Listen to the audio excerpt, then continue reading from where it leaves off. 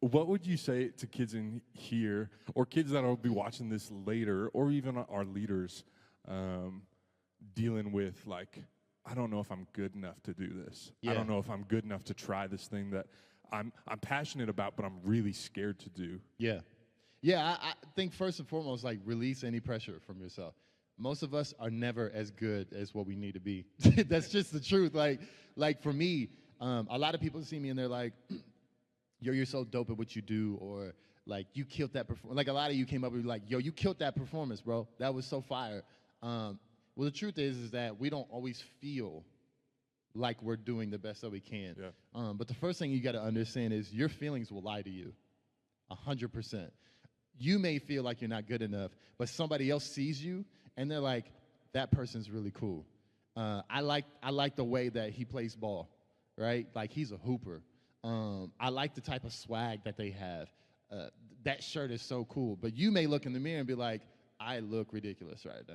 I'm a hot mess. Like, so your feelings will lie to you. There's so many times as an artist, myself, even at the level of where I am, I look at other artists and I'm like, man, I should be there, like, but I'm not good enough.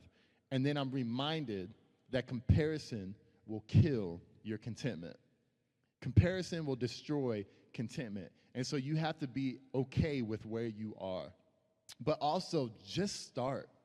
Like, do the thing that you want to do because it's in doing it, getting your reps in, that you get better. Yeah. When I first started making music, man, if I played y'all a song, gosh, it was terrible. Like, if I played you a song right now, everybody, it'd be unanimous, that's trash.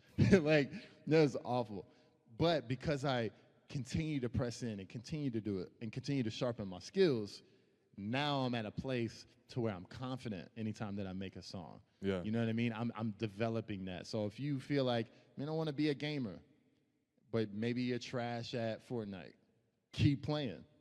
You may have to get killed 1,000 times before you Get your first dub. You know what I'm saying? Before you get your first dub. Yeah. If you want to be an influencer, be someone worth influencing. You know what I'm saying? Work on your character. Spend time with God.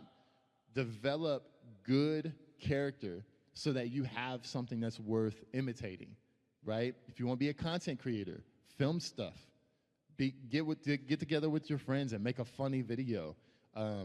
Sharpen your skills, right? If you want to be a photographer, get a camera. Go and take photos of just anything and everything and develop your skills. You got to start somewhere. And once you start, then you start that process of getting to a place where you want to be.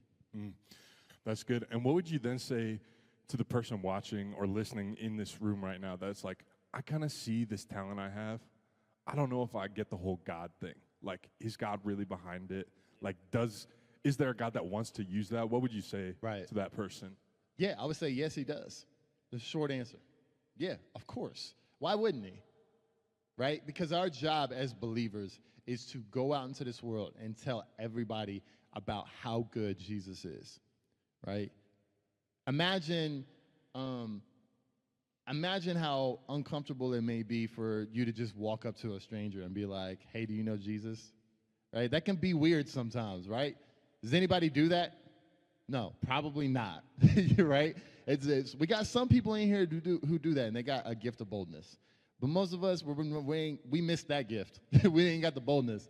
So imagine being able to take your gift and go out into the world and use your gift that then attracts people to know who God is. And God created you with the gift. It came from him. He's the source. So if you're good at something, use that gift. One of my favorite examples is, I remember having a conversation with you and talking about how you like to hoop, right? I noticed it off rip. I saw his socks. I was like, this dude hoops, 100%. Those socks don't lie. You know what I'm saying? Like, one of my favorite examples is Steph Curry.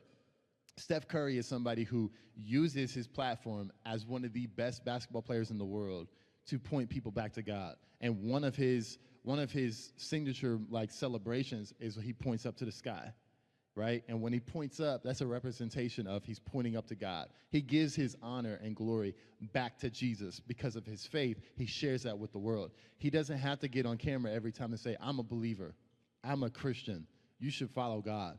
But his influence speaks for itself. And then it shares this experience with the world who may not know Jesus, we know what he stands for. And because of his influence, I want to know more about this. That's good. You know what I mean? Yeah. So basically what you're saying is your platform is an extension of your purpose. That's good. Yeah. Say that again. Your platform is an extension of your purpose. Oh, that's yeah? good. He's preaching, ain't he? Come on, we got to clap for that. We got to clap for that. He's No. he up here preaching right now. No. That's crazy. You're funny.